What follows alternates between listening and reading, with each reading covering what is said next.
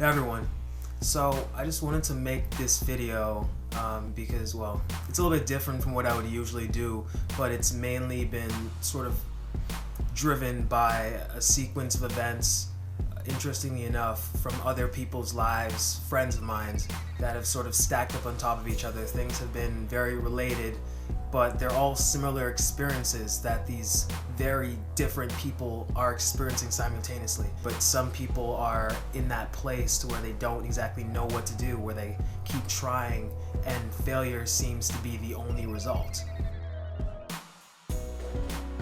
And I think one of the most difficult parts of dealing with these challenges is having to deal with the pain of not knowing when things are going to stop or get any better. In the situations where you just feel like you're constantly grasping for air because you're just losing one thing after the next and after the next, it doesn't always have to be constant loss with you ending up with nothing left. Just because things are slipping out of your fingers doesn't mean that everything's falling apart.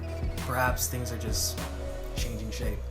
And we don't necessarily know whether it's going to be for the better or worse. That's the part that's confusing at times. It's just up to us to let events unfold as they will. You may feel as if you're losing your way, losing control, as we talked about before, a diminishing level of consistency, constant trial and error. Being locked in was one of the most important things. It had its upsides and downsides. It's difficult because you're gonna feel as if you're hurting yourself. You're gonna feel as if you're hurting the feelings of other people. You're gonna feel like you're stepping on some toes on your way to the top, to a better you. But you know what? That's gonna be necessary. That's gonna be the most important thing, to know that sacrifices are going to be necessary. But do not become overly obsessed with the need for more power, more strength, more speed, more overall athleticism, explosiveness, all of these possible benefits of staying locked in, becoming inebriated in the pursuit of a better you.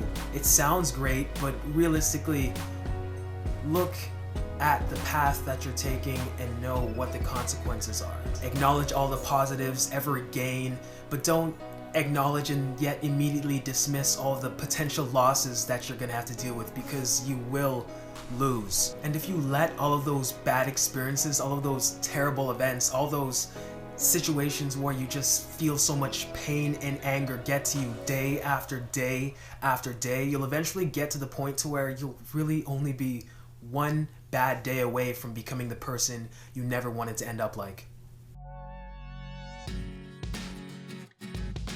I was a good example of self-discipline and self-consistency, but I was not the best example of how one should really live their own life. You know, some people looking from the outside in may look at what I was doing then and disagree, but realistically I think it's because they would have been lacking understanding about what was really going on. And even after getting a better sense of understanding, they're still going to be left with many questions, but one of the primary thoughts that people are often left with is, well, that path, it sounds pretty painful, actually more lonely than painful.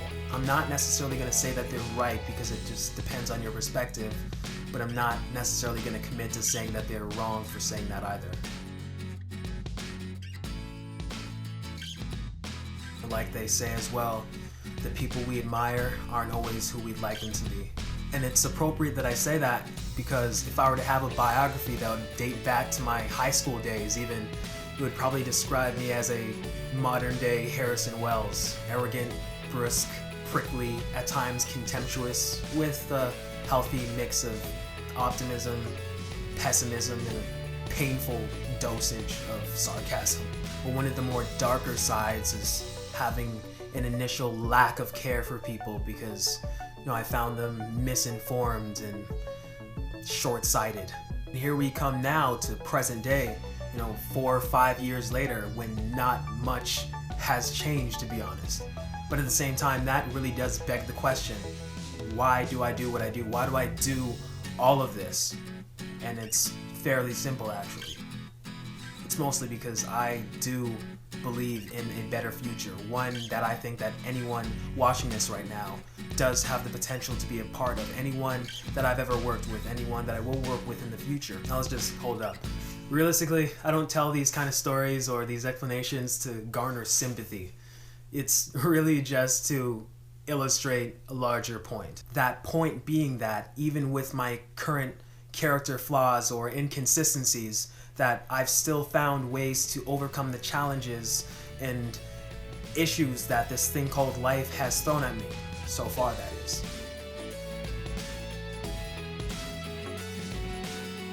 Everything starts with that question: what am I doing? And like, really, have you ever stopped and asked yourself, what am I doing? What am I doing right now? What is this doing for me? Does this benefit me in any way? How is this good for my present and future? Just realistically think about it, and you'd probably be surprised by the answer you get. The answer to that question can probably help you establish a better sense of direction. If anything, a stronger sense of physical and emotional investment, where those things should go, what you should be focusing on. I realized that my problem was that I just kept looking the other way, doing things for the wrong reasons, doing things for the wrong motivations, doing them from the wrong peoples. I kept compromising. Just be honest with yourself. I mean, you can look the other way once and it's no big deal, but that's what makes it easy to compromise. The next time after that, and the time after that. And eventually you get to the point where you're just running so far fast in the wrong direction just to justify why you started running in the first place.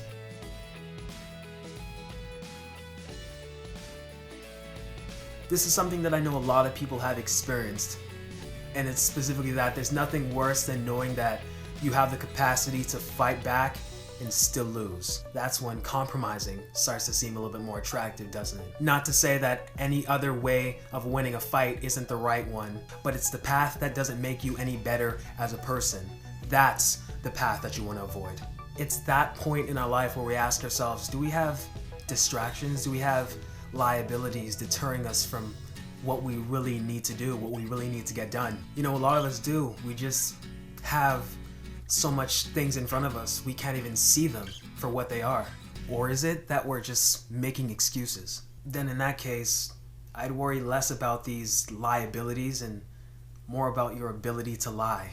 At that point, we need to be honest with ourselves, because I believe that the line between lying and telling only part of the truth is a very thin one. There's nothing wrong with having a strong sense of self-awareness. It's actually something that a lot of people are missing nowadays. You gotta have an honest conversation with yourself, and if you don't have it with yourself, have it with someone that you actually think can help you with the problem that you're dealing with. Anyone who's ever gone to me for guidance, it was never an occasion of quid pro quo. I'm not looking to get something from out of this. The way that somebody treats you is a direct reflection of how they feel about you.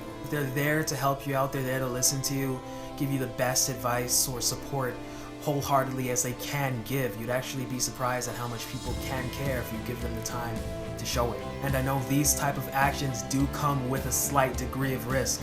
One of the most expensive things you could ever do is pay attention to the wrong people or the wrong things, the wrong commitments, the wrong whatever. And you eventually realize this when every single complex problem that they're a part of has a solution that is clear, simple, and yet still so wrong. It doesn't make sense at the time. And then you realize that, you know what, this isn't for me. This person isn't good for me. This situation is not good for me. Maybe I shouldn't be part of this anymore. If someone is so beneficial in your life, once they're gone, once they're out of the picture, why didn't everything else slow down or stop? You know, you gotta do what you gotta do. A hustler is gonna be a hustler regardless. The grind is never gonna stop. And all of that is only gonna happen if you establish your why. Ask yourself, why am I doing this? You gotta have a reason for doing what you do. And that's the bottom line. Do what you need to do and have a good reason behind it. Otherwise, you're gonna keep falling off. You're gonna keep failing. Constant trial and error, constant inconsistency, constant failure. And that's what it's about.